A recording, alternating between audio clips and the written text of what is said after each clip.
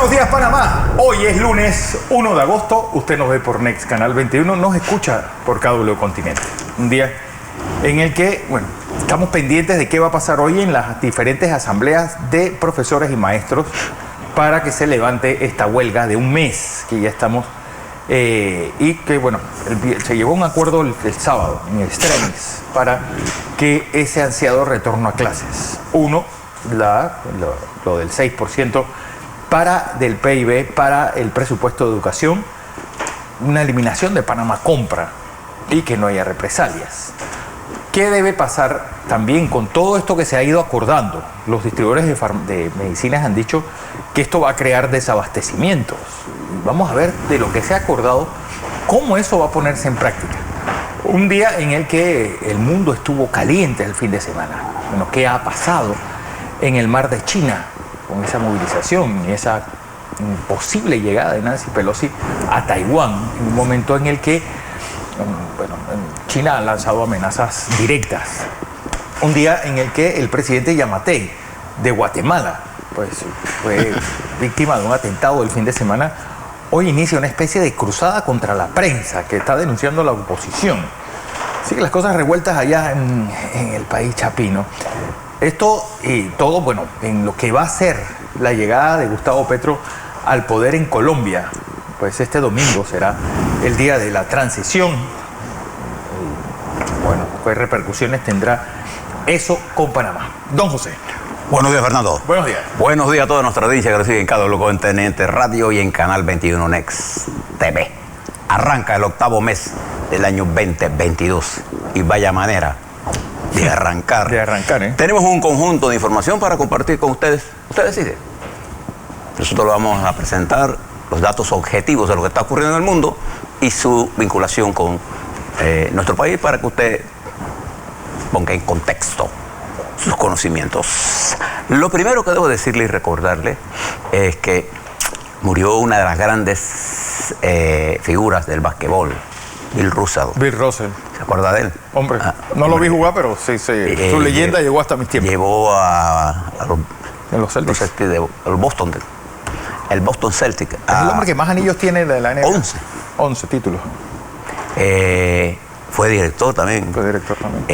Bueno, un gran atleta. Se nos fue. Quiero ponerle rápidamente en perspectiva lo que está ocurriendo.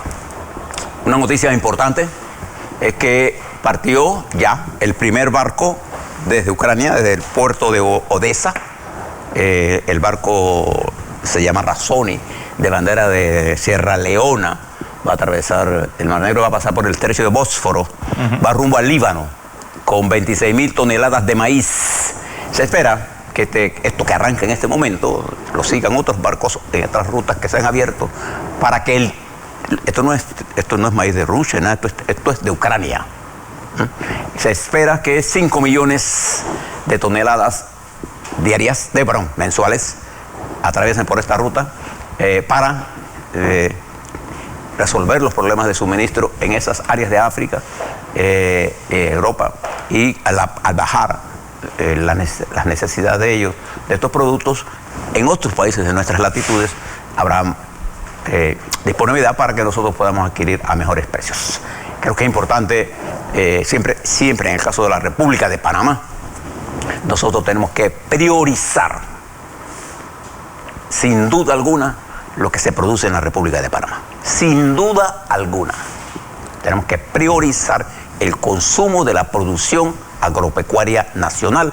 Esto que está pasando en Ucrania y lo que está pasando en el mundo nos indica a nosotros el carácter estratégico de la producción agropecuaria. Bien, se mueve este contingente a pesar de las amenazas. Primero recuerde que Rusia, firmado el acuerdo, al día siguiente bombardeó el puerto de Odessa. Y Rusia ayer acusa a Ucrania de haber bombardeado el puerto, la base central del comando marítimo de ellos que se encuentra en Crimea. Hay que recordarle a Vladimir Putin que él se tomó Crimea por la fuerza, porque eso pertenece a Ucrania. Toda la vida ha sido Ucrania. Bien. En otra noticia que usted debe tenerla, porque se la mencionó Fernando, porque además por la importancia que tiene, Nancy Pelosi, que partió ya en gira debe estar en Singapur. Ella va hacia... Ella va a estar en Singapur, va a estar en Japón, va a estar en Malasia, va a estar, no necesariamente este es el orden, va a estar en Singapur, en Malasia, en Japón y en Corea del Sur. Y la gran incógnita, hasta ayer los medios norteamericanos informaban que ella no iba a detenerse en Taiwán. Hoy, primero, los medios y voceros norteamericanos y de Taiwán informan que es probable que la señora Pelosi, que es es la tercera funcionaria en mando, en caso de que le pase algo al presidente, a la vicepresidenta, la tercera persona en mando de sucesión, en el caso de pasar alguno al primero o el segundo, es Nancy Pelosi, la portavoz de la Cámara de Representantes, o lo que dice en inglés ser speaker. Cuando ella habla del speaker se retrata de la portavoz, pero ella más que la portavoz, ella es la dirigente y además una mujer de gran experiencia política. Dicen que es probable que Pelosi pase una noche en Taiwán. ¿Qué debemos mirar allí? ¿Cuál va a ser la reacción? Porque China ha amenazado y tiene movimientos en el estrecho, igual que tienen los Estados Unidos. El portaaviones de Reagan, la Fuerza Aérea de los Estados Unidos patrulla esa área también. Taiwán está declarado en estado de emergencia. Esto es parecido a lo que estaba pasando en Ucrania. Y una catástrofe de enfrentamientos por Taiwán en el estrecho de Taiwán y en el Pacífico Sur y en el Indo-Pacífico, nos afectará directamente a nosotros, porque esas son rutas importantes del canal de la República de Panamá. Para que usted vea la importancia, preste la atención en las próximas horas. Esto podría desatar otra crisis de carácter global, con dos países que se encuentran también en dificultades económicas. Los Estados Unidos, recuerde, le dijimos el viernes, está en recesión técnica por 2 trimestres consecutivos de crecimiento del PIB negativo, en caída, pero hay indicadores fuertes de la economía norteamericana, pero también China se encuentra en caída en el Producto Interno Bruto, en crisis simultánea, y a nosotros no nos conviene que ninguno de los dos países entre en ningún conflicto, ni en ninguna, ni se mantenga la recesión, y menos que caiga en crecimientos negativos. A nosotros no nos conviene, al mundo en general y en particular a Panamá, nos le conviene preste la atención a este conflicto, porque los cañones están listos. Cualquiera comete un error y tenemos un nuevo conflicto de características incalculables. Eso está ocurriendo en Asia, lo sabremos en el desarrollo de las próximas horas, cuál será la decisión de Pelosi. A mí me llama la atención, Fernando, tenemos televidente y radio escucha, la movilización de la Fuerza Aérea Norteamericana y las medidas de urgencia que se han tomado. En el caso, recuerde que en los Estados Unidos hay una división de poderes. O sea, una cosa es lo que Biden le puede aconsejar a la señora Pelosi como miembro importante del órgano legislativo de los Estados Unidos. Y del Partido Demócrata. Y del Partido Demócrata. Y otra cosa es lo que ella haga. Es lo que ella haga. Porque estamos hablando de una mujer de una gran capacidad política y que juega un papel importante. El último speaker de la Cámara que pasó por Taiwán en el 97 fue Gingrich, ¿se acuerda de él? No, Gingrich. Newt Gingrich, de Georgia, republicano. Sí, un hombre que tiene una historia interesante. Fue, vicepresidente de Doyle y también alguien que se convirtió de ser un protestante a un católico ferviente. No, y además se convirtió en un ícono. Todo el mundo decía que ese era el vicepresidente. Nunca llegó a ser presidente. Nunca llegó a ser presidente. Bien, eso es porque a los radicales siempre les cuesta un poco. Bien, también veamos nuestro continente. Bueno, le hablo un poco de Letonia. Letonia, Rusia le cortó el gas. Pero Letonia tiene capacidad de almacenaje de bastante gas y tiene suficiente gas para el invierno. Para el invierno, este que arranca ahora, el frío en estas regiones arranca. Empieza ahora ya, principios de septiembre ya hay frío suficiente como para congelarlo uno. Ahí está acostumbrado a eso. Pero tiene gas suficiente. El que no tiene es Europa, y ahora Rusia amenaza ha reducido el gas a Alemania, pero Alemania, que no tenía gasificadoras, ahora está instalando gasificadoras y al final del año tendrá 3 o 4 plantas de gasificación de gas. ¿De dónde viene ese gas? Entre otras partes de los Estados Unidos. El que está mejor parado allí es España, porque España, aparte de tener gasificadora, tiene almacenaje suficiente instalada. España. Y seguro que le va a vender a Europa. Bien. Pero bajemos un poco a nuestro continente, porque esto refleja mucho lo que está pasando en nuestro continente, lo que está pasando en esta república. Observe, Fernando, televidentes y radioescuchas, que en las últimas elecciones en nuestra región, voy a tomar Costa Rica. En Costa Rica hubo 22 candidatos al proceso electoral. En nuestro país, en el proceso preelectoral, hay 34 candidatos a la presidencia de la República, de los cuales 3 serán escogidos como candidatos independientes. Y de esos 34 que están en ese paquete, habían 35, pero con sabiduría política, diría yo, Ricardo Martínez le retiró su candidatura, sabiendo que era un camino equivocado. Claro. Y no titubeó. Eso es lo importante. Cuando no hay ninguna ley en la vida que le diga a uno, cuando uno mete la pata, la tiene que tener. No hay ninguna ley. Pero hay gente que se olvida de eso.